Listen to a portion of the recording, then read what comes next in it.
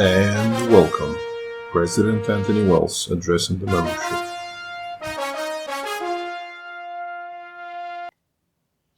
Hi, my name is Anthony Wells. I'm the president of Social Service Employees Union Local 371.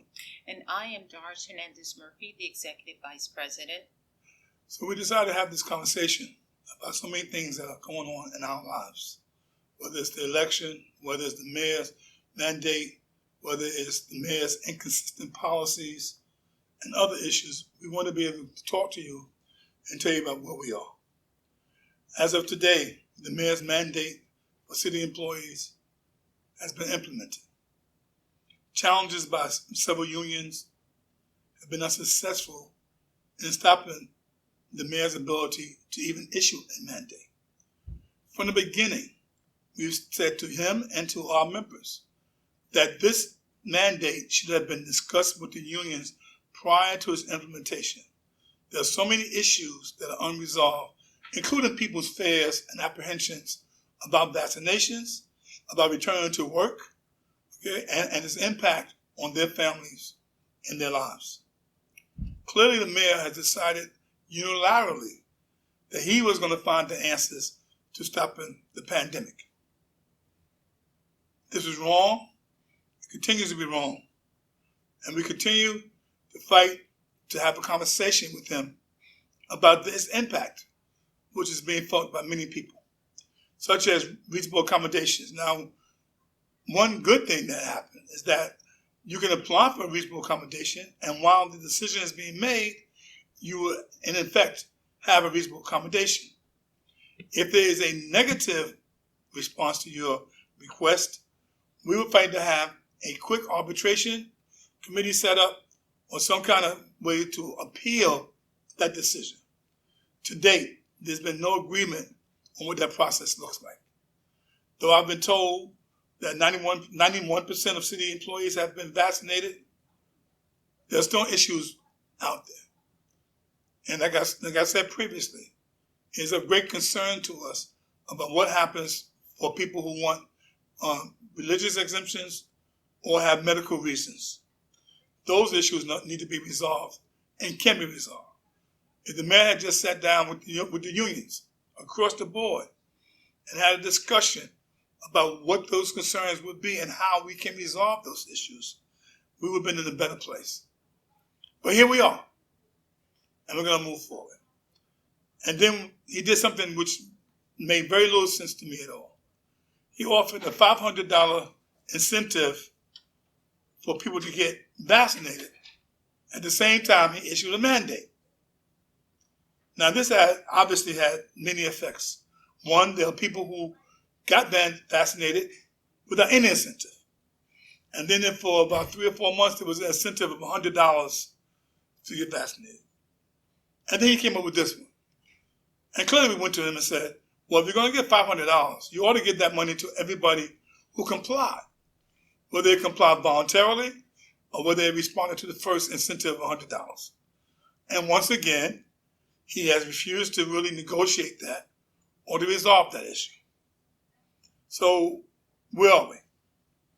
First of all, let me be clear.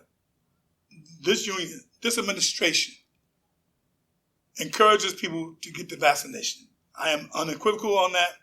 I'm very clear about that. But we have not necessarily been in favor of a mandate. And once again, those discussions need to be had. Now you must understand, there are several thoughts out here because there are people who have gotten vaccinated who think that people around them should be vaccinated. So let me give you our view.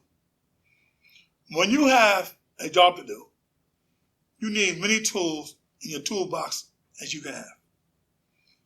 And we believe, and I personally believe, that the vaccination is another tool in the toolbox against this dreaded disease. How do I know of the impact of COVID? From a personal standpoint, I spent over 2 weeks in the hospital on oxygen with double pneumonia, recovering from COVID. And thanks to many of your prayers and the wonderful people at Queens Hospital and God, I'm here to be able to deliver this message. I've also seen what it's done to friends of mine in their families, such as a friend of mine who lost a mother and father within a week's time, or another friend who lost his mother and could not have a proper funeral for women of the cloth, or for my friends who suffered at home, some of them single, depending on the good graces of their friends and their colleagues and their neighbors. And then there's many people who have been blessed, who never had to suffer any of the ravages of COVID-19. So there is a mixture of people's experiences with this COVID-19, which we've been dealing with for over 18 months, going on 2 years in March. So the debate may go on, but I say to everyone, how do we get out of this? How do we create a new normal? How do we be able to walk through the streets or go into events or get on a plane and feel as safe as we can be? Well, there's many answers. I guess it depends on what you believe and what you believe works for your family. So as we continue to do this, there are lawsuits that are still out there. Unfortunately, none have been successful on the long term of stopping the government from making a mandate. So I say this to you. Be as careful as you can. Be as safe as you can. Remember, your safety starts with you. We've worked hard to try to make sure that all the places that we're returning to work are as safe as possible. We've gotten to over 200, probably about 250 by now. We haven't gotten to all of them. But if you notify us, we will get to as many as we can, along with DC 37, along with our COVID-19 assessment squad. This fight is not over. But in order to win this fight, we must be in this fight together. Now, let me talk about November 2nd. It's election day. There will be a new mayor. This union, this administration, has endorsed and supported Eric Adams for mayor. We believe he is the best candidate with the best experience and best agenda to address labor's agenda, to advocate for working families. But let me also be clear to you that when Eric is elected, he will be the mayor. And we will deal with him as the mayor. We will continue to advocate and hold him accountable for things like changing the discussion about affordable housing. It is outrageous that people who work every day cannot get affordable housing in New York City. Either they make too much money, and it's still not a lot of money, or they make too less. We have workers who work every day who live in shelters. So that's something that Eric has committed to address. We're going to hold him accountable. Our contract expired in July. We expect to have negotiations around raises and salary increases. Someone indicated there's a cut in salaries. Well, there has not been a cut in salaries in my entire career, and they're not going to start now, no matter who the mayor is. But by the same token, we're going to have negotiations that look to make sure that we have health care benefits and welfare fund benefits, as well as get a raise. It's doable.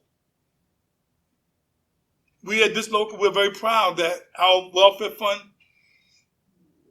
is more solid now than it's ever been, to the point where we have increased benefits, not decreased benefits, and we're in a position to help stop layoffs of October 2020. So there are ways to get this done. And let me be clear also. I have and continue to be against healthcare premiums. Once you get a healthcare premium, it doesn't go away. And saying we are going to do healthcare premiums on working class folks in the name of universal healthcare is unacceptable and disingenuous. As I think back to what we've been through the last year and a half? How can we make you feel more comfortable? Well, here's a comfort that we can provide for you.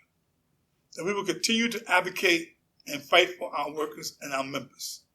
We will continue to try to improve the lives of our members so it improves the lives of their families. We will continue to encourage you to have a voice, and that voice begins tomorrow with voting, not just for Eric Adams, for the candidates endorsed by this local, which you can find on our website.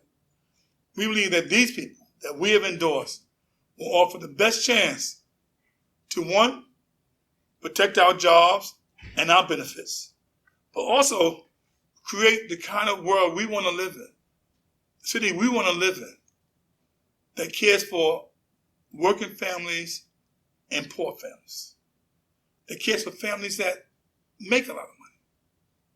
Because one thing is for certain, we all walk these streets together. And by the way, Eric's plan about increasing security is a plan that we think will help and change the way our communities are operating now. So on behalf of myself and Doris and the officers and staff of SSE Local 371, go out tomorrow and vote. Stay informed. Look at our websites. Read our unionists. And ask those questions. And at the end of the day, hold us accountable for what we do. God bless you, and God bless the union.